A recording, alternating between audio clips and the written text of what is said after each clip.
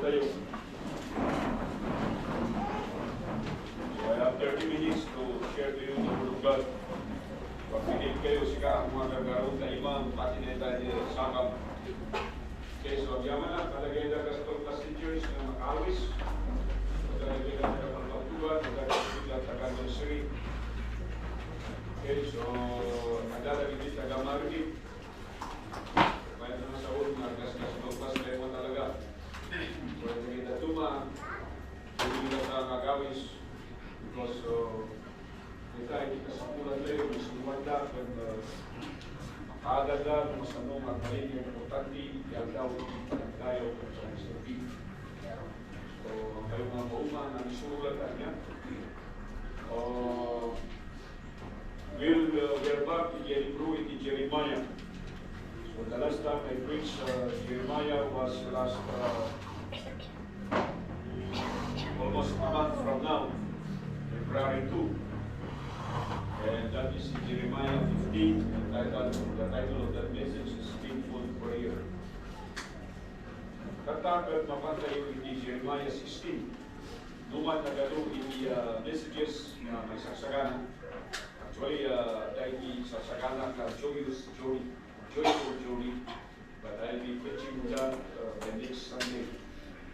Kasi kung kaya kung kamitin yung men each and every day kung saksagana kayo sa iyo, because there will be again 6 days in a week, and I will be preparing again another 6 messages. Actually, I have 7 messages prepared already. From the book of Psalms, from the book of Genesis, from the book of Exodus, and from the book of Jeremiah, aside from the book of Nehemiah. And the New Testament, dapat lang kita ay libro ni Matthew and libro ni Acts. So if you keep reading your Bible, there's no reason na kayo makasagana. Kasi kung hindi kanigagay, hindi kung magmaysa ng mga katagayon ng men, preachers, yung sambahan.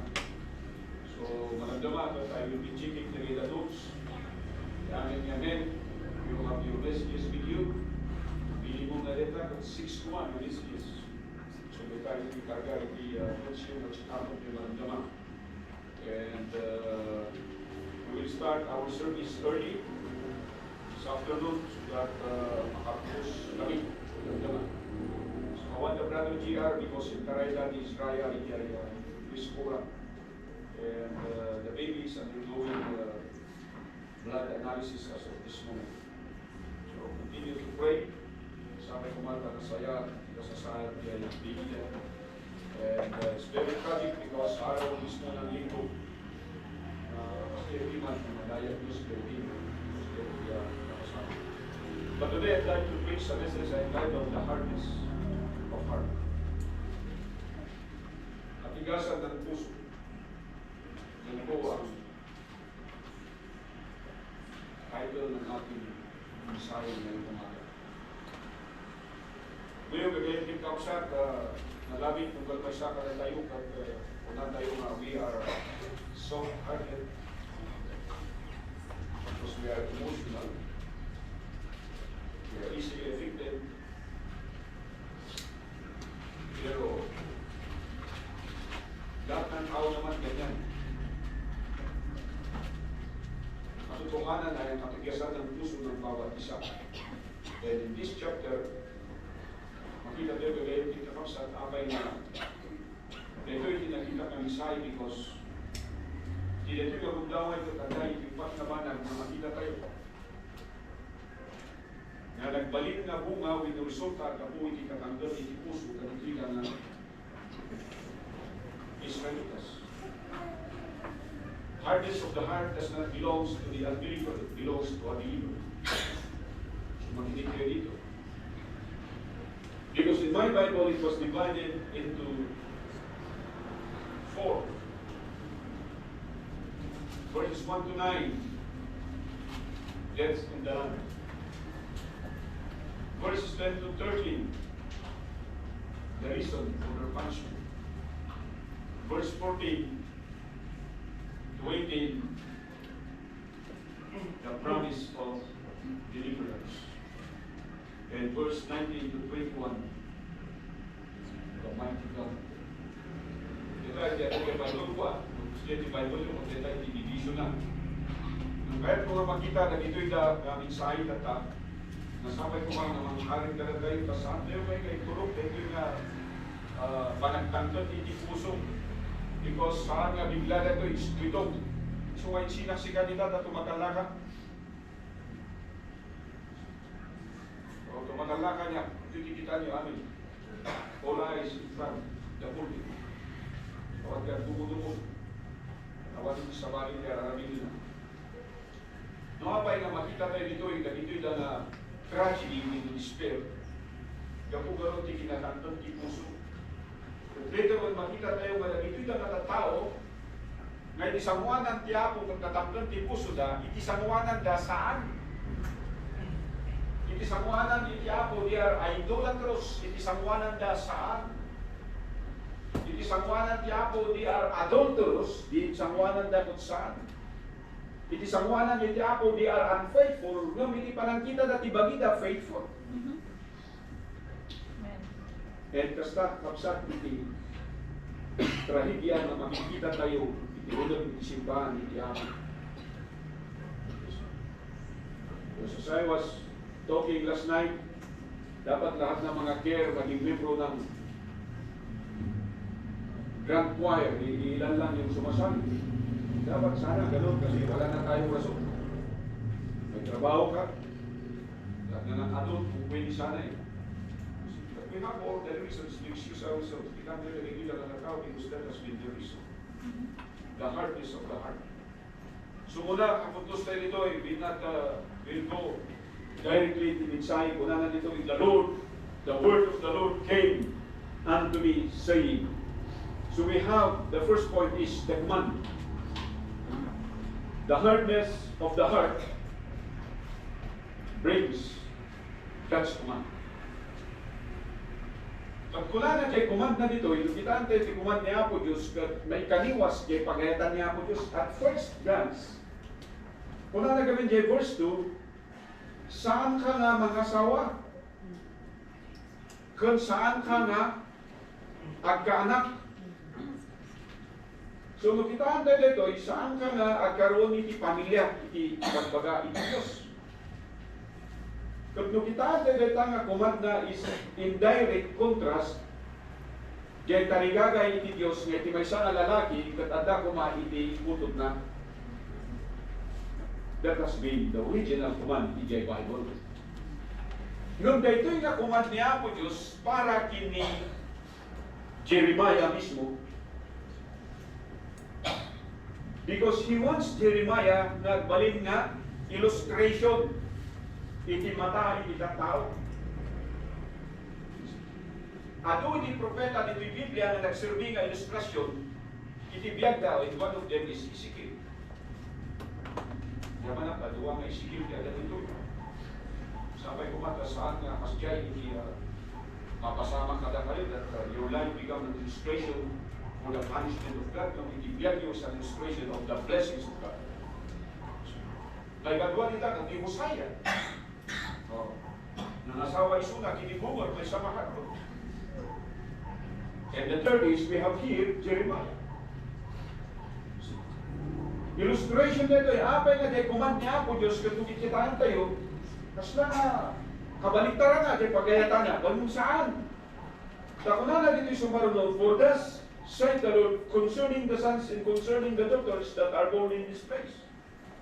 So, jay command niya Apo Diyos is not an insult kini Jeremiah, it is actually a preservation.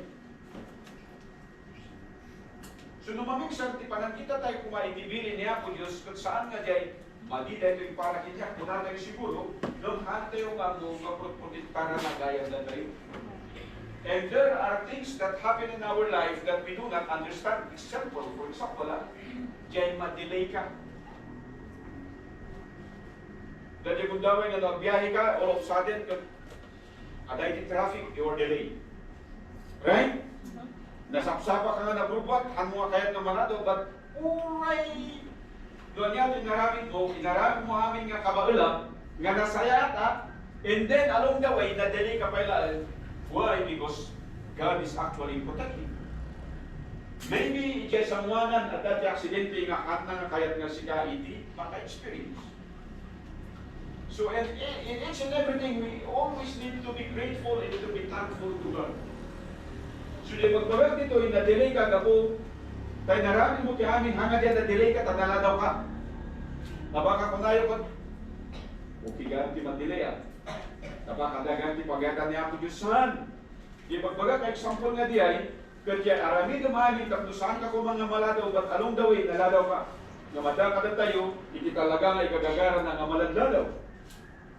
And that is a different story. That is because of the hardness of our heart, kumpara iti humility of our heart. So di may katwa dito yung tayo makita, kung na tayo verse 4, they shall die of a grievous deaths, they shall not be lamented. Kasi lahat ng mga may pamilya dito, yung mga anak at may asawa, sila po ay mamamatay. Yun ang observation ng Panginoon. Yung kumandang Diyos na magiging illustration ang buhay mo, kasi tatanungin ka ng mga tao eh. Sabi ng Panginoon sa kanya, at pag nakita nila ang buhay mo at tatanungin ka nila, sasabihin nila, bakit hindi ka nag-asawa? Bakit hamo nga kayat nga karoon iti putol? Apay nga hamo nga kayat iti sons and daughters? And you will see to these people, kung na jay, dumtum tito kung damay, nga dahil ti grievous dit nga umay, kat handa nga grievous dit seta, hanpay nga patay. Lamented, kung na dito eh, they shall not be lamented, neither shall they be buried. Handa pa'y nga maipunpon. Kaya ito'y na iti trahedya. At dalagarot iti normal, minukunatay rin siya nga patay nga umay, nung iti tragedy nita, saan mo nga maibantay? Saan mo nga maingilinan? Kung iti words, saan mo nga maipunpon? Kat kasta iti bilin niya po Diyos, deta iti command niya po Diyos kini Jeremiah, na ibaga na kadang ito'y lang natatao, anya pa iti kunanan ito'y, they shall be as dung upon the face of the earth, and they shall be consumed by the sword, and by famine, and their carcasses shall be meat for the fowls of the heaven, and for the beasts of the earth. Nung namati ka di ito'y lang natatao, iti bagbaga ni Jeremiah na ito'y, saan da namamati? Apayaya, at dagaro dagito'y nga false nga pastors da, false nga prophets da, nga mangibagbagatin niya da nga awan iti datos nga mapasama, na sayat iti araramidan niyo, faithful kayo dito'y, even though, yes, amuanan niya po Diyos, they are not. Kaya dagito'y da, iti problema tayo, akas maysa, nga agay tayo kiniya po Diyos, parang kita tayo, iti araramidan tayo, we are faithful before God, but we have the word of God that should rebuke us, that should restore us in its proper order.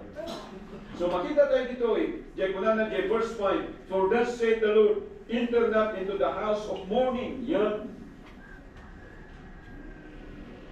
Saan ka na mabalin, na mourn?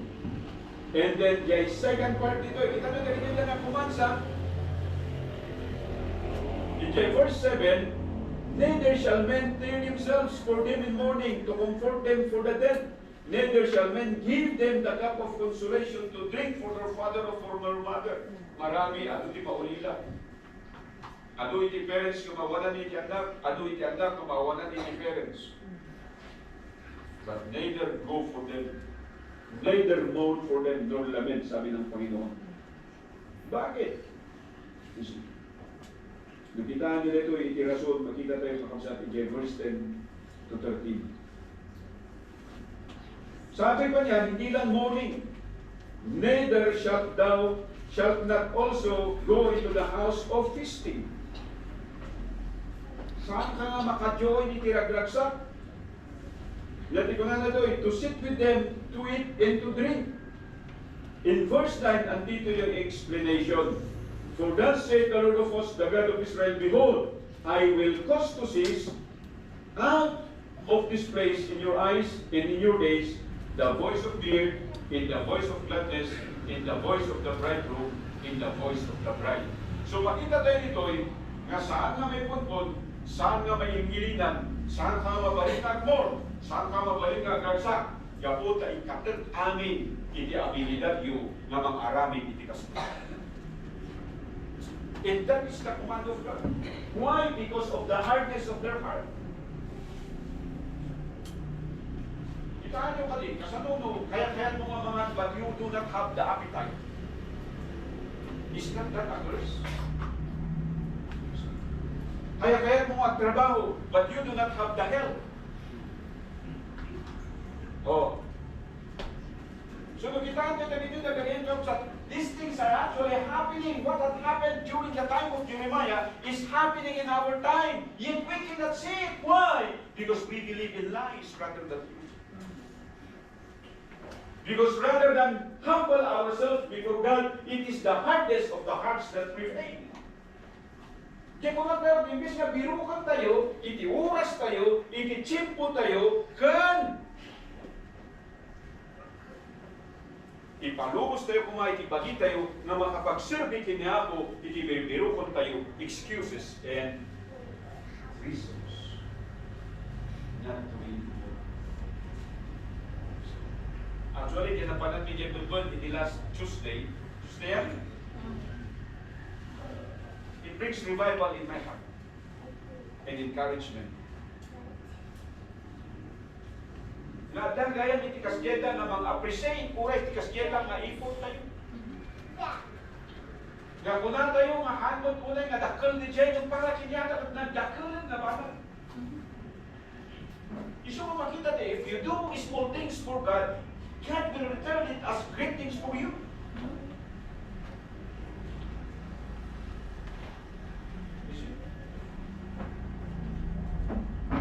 Actually, sinuspend na bilang di klase, so yan, ipakita ka na ginawa ni Diyos.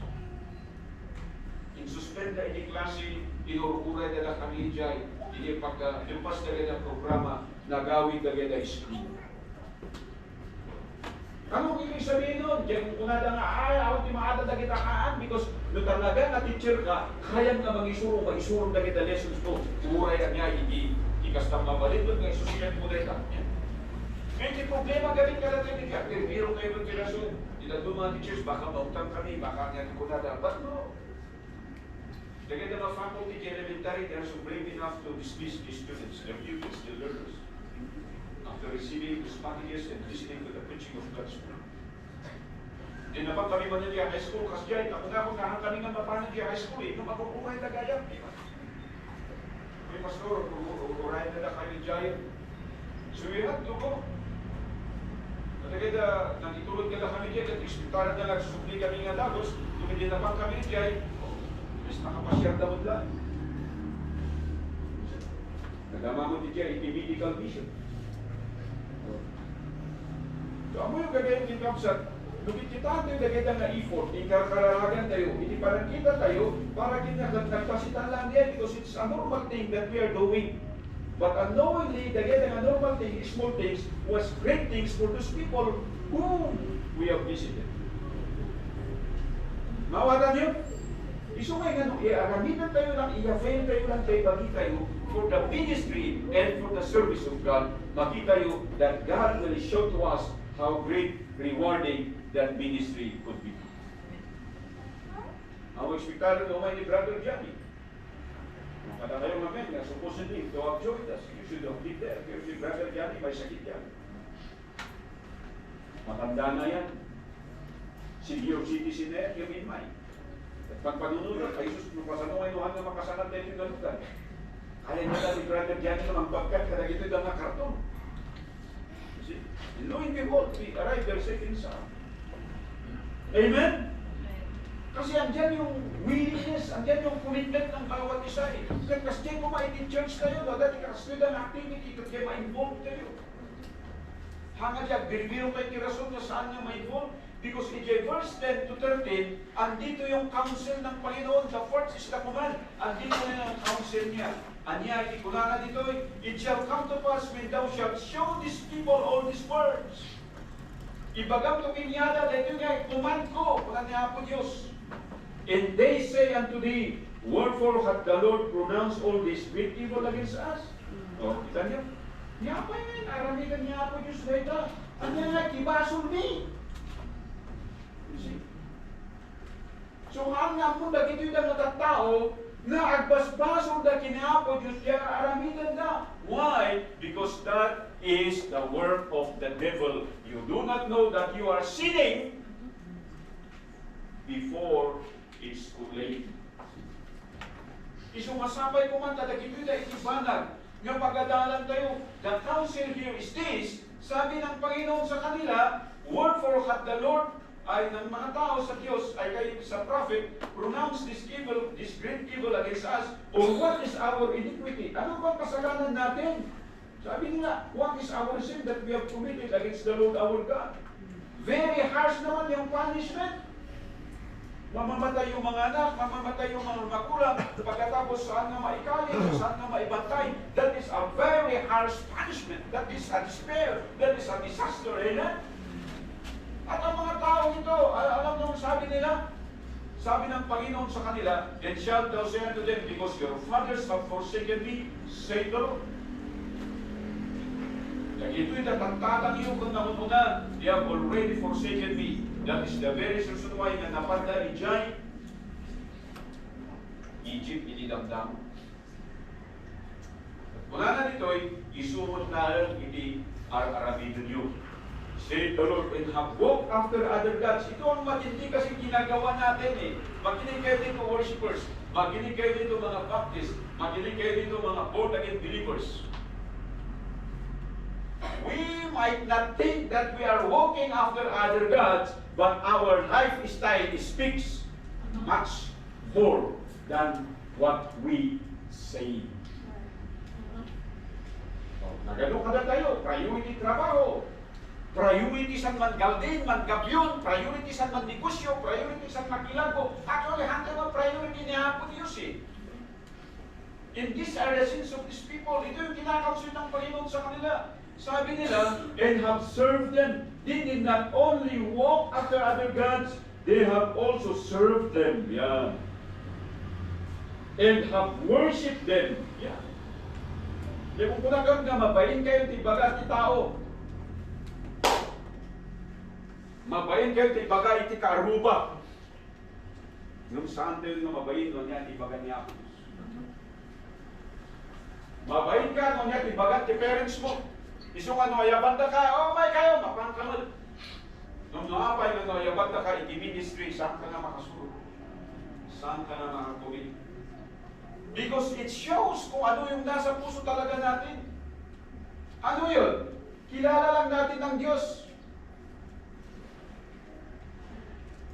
Na hindi Diyos, kundi katulong. Kilala lang natin ang Diyos na hindi Panginoon, kundi doktor. Kung may sakit ka lang sa kakalalapin, hindi natin alam na siya ay Panginoon pala. At sabi niya sa verse 12, and have done worse than your fathers. For behold, you walk everyone after the imagination of his evil heart. Kung anong nakikita natin maganda sa ating paningin, yun ang sinusunod natin. Hindi na yung maganda sa paningin ng Panginoon. Kapag ito ay problema kakapsat. Hante yung mailibak, yung kastoy, iti agtartaray, iti puso, iti biyag, iti tunggal maisa ka na tayo. We are already backslidden, yet we do not know, because the devil has already deceived us. At sabi niya dito, that they may not hearken unto me. Kasi sinusunod mo ang gusto mo, hindi ka na nakikinig sa sinasabi ko. Yun ang sabi ng Diyos sa atin. Yun ang counsel.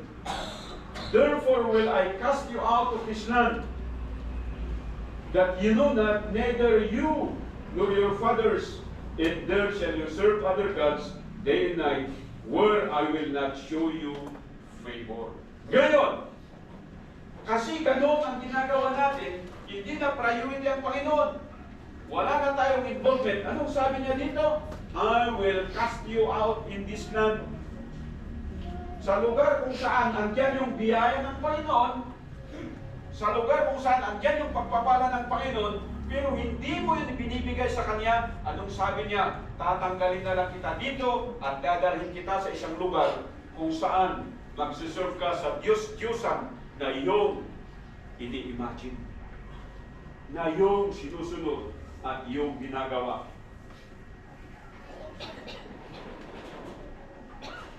Yung nagigila ng king, anak-anak kapupos kayo dito eh.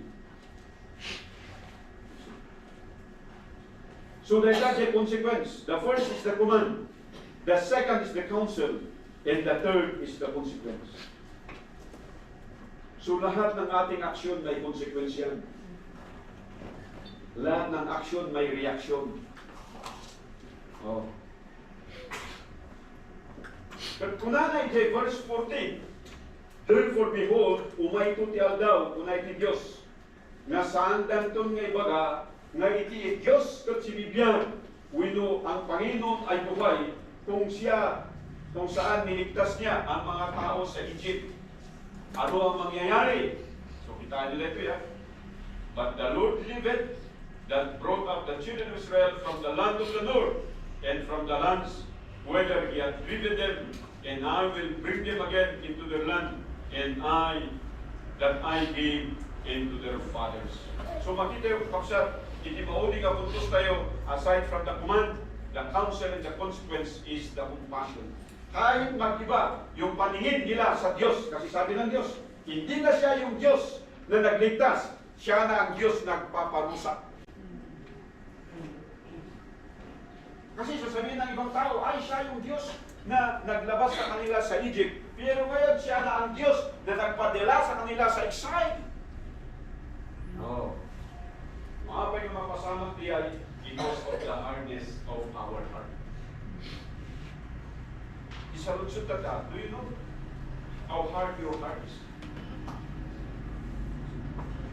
The guy Tibasol ni Pero, he hardened his heart 3 times. And God hardened him 7 more times. Kaya nga, sabi ko sa inyo, bakit 10 plagues? Because yun yung hardness of the heart. 3 yung kay Pharaoh, 10 yung binigay ng Diyos sa kanya. Bakit? Ayaw niyang sumunod. In spite na nakikita na yung milagro ng Panginoon, napakatindi pa rin yung katigasan ng kanyang puso.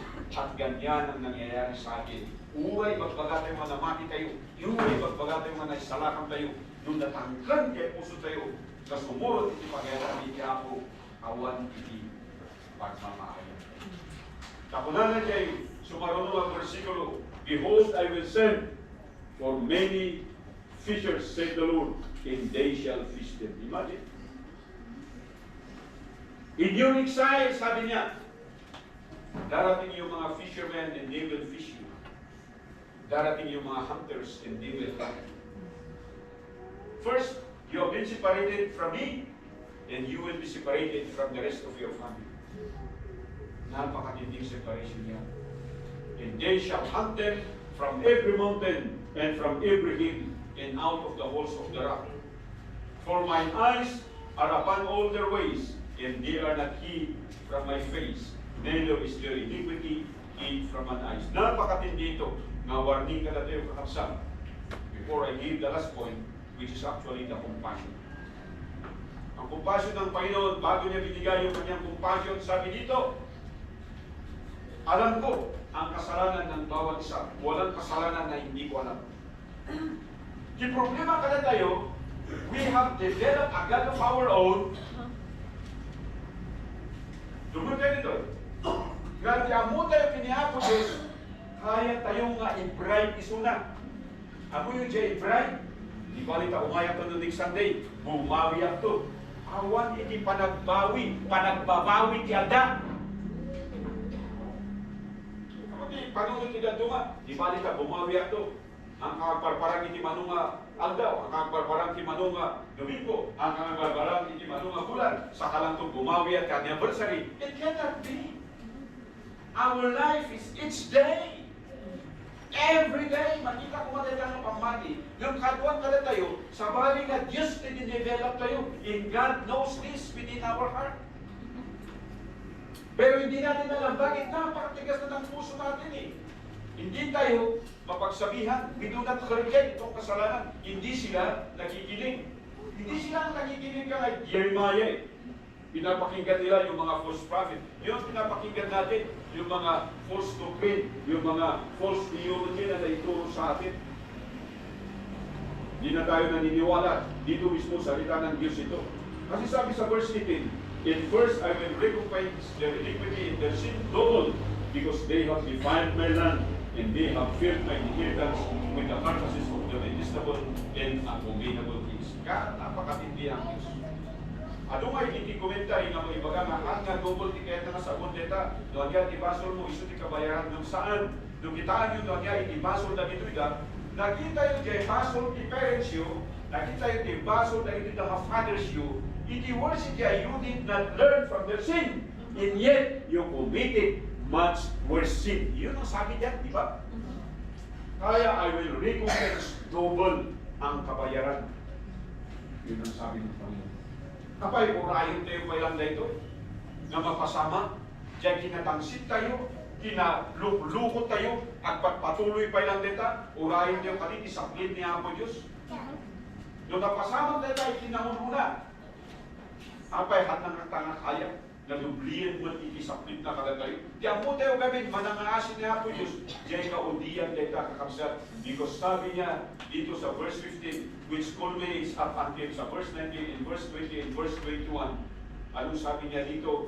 I will bring them again into their land that I gave unto their fathers. But after experiencing tragedy, experiencing despair, experiencing destruction, lahat ng klase nga pinarigagayan kang ito'y na nakatao na mapasamak pinyada amin nga kung natay dyan init siya pwera na saan nga mapasamak nga dusa saplit bawot winugungunada isuti in my dyan namatay ni karin niya ako Diyos. This is the compassionate God. But after all these things I will bring him back again. Kahit na nasa ulit kakabsat, no the redemption process tayo katladagsin, nalagdagsin mo the restoration. Iso nga dapat mabalyo tayo lang ay saan lang nga ibalbalor tayo, diyay panakay salakan tayo, dunikat baluran tayo kung diyay ma-restore tayo matinihapo Diyos. Abay, kaputa na ito'y na matatao, they think and they claim they are worshiping God, but they are worshiping Him in their way. They are not actually worshiping the God of the Bible. They are worshiping the God that they have made out of their own hands. At dumating sa punto na iparupa niya ako Diyos na ito'y kinyaga, ngayon, hindi ko na iti Diyos, uray man nung kasta, isupling lagkada ka. Ganda ito'y kakapsat, ititinignan ni Jeremiah. Ako yun, among all the people, si Jeremiah yung nakubay sa salita ng Panginoon. Lahat ng mga nakakita sa kanya, nakapakinig ng mensahe, hindi naman sila naniwala eh. O urahin na lang kita tayo ba na mapasaman din baga ni Jeremiah? Kat lumabas-pasaman di ay, imbis nga, agpay sugat, di ko na ni Jeremiah kunala. Uy, baka tinmamay sunatata, kinatay man manunubigan. Uy, swerte suna, kinatay man manan. Each day that all these prophecies are coming into its place, hindi pa rin sila naniwala. Bakit sa katagisan ng kanilang puso? Hanggang sa dumating yung punto that they are already exposed. Pero alam niyo si Jeremiah, sabi niya, hihintay ko Panginoon yung sinabi mo that after 70 years, you will restore back your people into the land. That is the compassion. Tata. Isalutsod ka na tayo kakabsan. Nutunggang may sa dito, ikatuna tayo, we have experienced the redemption of God. Na-experience ito, di pa na kay salakan. No question about that. Kasi gastati baga tayo eh, dahil salakan at namatiyak. Yun kaya kung magkitaan tayo dahil yung aming sahay tata, as I close this message, are we really worshiping God? Or we are worshiping a God of our own? Are we really obeying Him? Or we are obeying ourselves? Do we show humility? Or we are exercising hardness of the heart? Kaya kung ay baga, nupudno na na-experience ang iti redemption at panakay salakan, at dahil ito'y itikariti Diyos that He is willing to restore us back. Kaya na naisugila tayo, gusto nga relasyon kung panagdayaw kiniako Diyos, nulakit di kita ito'y magundaway at muna tayo ako Diyos, makita kita sa saan. pakawanon siya, iti kinatangkan iti puso, dan panunod ko. Kaya kung agsubli, iti gusto nga panagdayaw, panagserbi, dan iti biyag iti tulungan naman. Kanyan, iti desisyon nyo, iti ito yung nagsama. Kumagkabay kami, as we go to the Lord in prayer. Naminsan kaya ko Diyos. Dato'y kami kata nagsama. Pagpakasigit ka. Nakasibilin mo din ni Jeremiah na ipakita na kalagitid ang natatao, itinatanggal, itipuso, ipanunod, kan hindi marami. Dahil tanong man naman, hindi makita itong kalmay sa akin. Maasim ako Diyos, karamado ang sinasantuan na Espiritu, talisod ang trabaho, itinetoy nga rugdawan. Sa kidang itipuso, kita may itibiyag ni, kundo kami nga sir-serbi din si Kawin sa sapay kumati itong galmay sa irukan na ang Diyos para ka-restore iti relationship, para ka-restore iti worship, para ka-restore iti service. Ang asin na gusto nga rin iti puso ng natin. Awan ko nga tilabasan na iti invitasyon. Awan iti negosyo ngayon palubos mo. Nagbalin nga parabol. Gusto sa ramida ito yung excuse. Kung saan nga makapagsalit. Awan iti trabaho ngayon din mo. Kung dagito'y dapat agserving na rason. Tapos po namin nga busy kami. Saan mo inikanda kami, iti pamilya. Tapos dagito'y dahil iti rason. Nga saan ka man nga ma-involve, iti panagdayaw kung panagserving. Saan mo inikanda kami, iti salon na. Tutunggal birubirupan mi, iti paglakaan. Dan comfort mo lang. Saan mo inikanda kami, iti biyag. Panayon nga, kung complain kami at ririnig kami. Hindi banbanag nga awan ka na kami. Kung saan may nga makita mo. Lagay ada, may papahay. Ang naasin namin Diyos, makawanin na kami. Hindi kastila ang ugali, hindi kastila ang baso. Ilawag pinata, as may isa na pamilya, may isa na simbahan. Will you restore us? Akas na ito'y lang at tao, na eksperyensyada hindi busa, doble hindi baso. Ang naasin natin Diyos. Ang kamangay karubos, kaurayan din na mapasama, ipaslakan. At namis po, umawat kami. Yung bigyan ni, itinatanggal ni puso. Yung bigyan ni, nagbaling kami na tatangsin, nagbaling kami ng marastro. Itineto'y maguras at pagpakumbaba kami sa iwanan. Makawanin na kami. Isublit na kami gusto mapanagtayo ng panasya. Sapay kumakus, talimyon, talimbitan, makakasya. Sublit itiragsak, pamilya ito dalmansa. Kung naapot Diyos, panagtayo kami. Kaya karabinin, dan itiganan. Kawanin na kami apot Diyos, individually. And as a church and as a family, bring restoration to each and every. Forgive us, Lord, and may your name be glorified. The rest of our activity starting this moment. Salamat ako, Diyos. Hindi ito yung mensahe na pinagdawat ng karagat ng tinagan ng Kristo ng Diyos. Salamat. And that people say,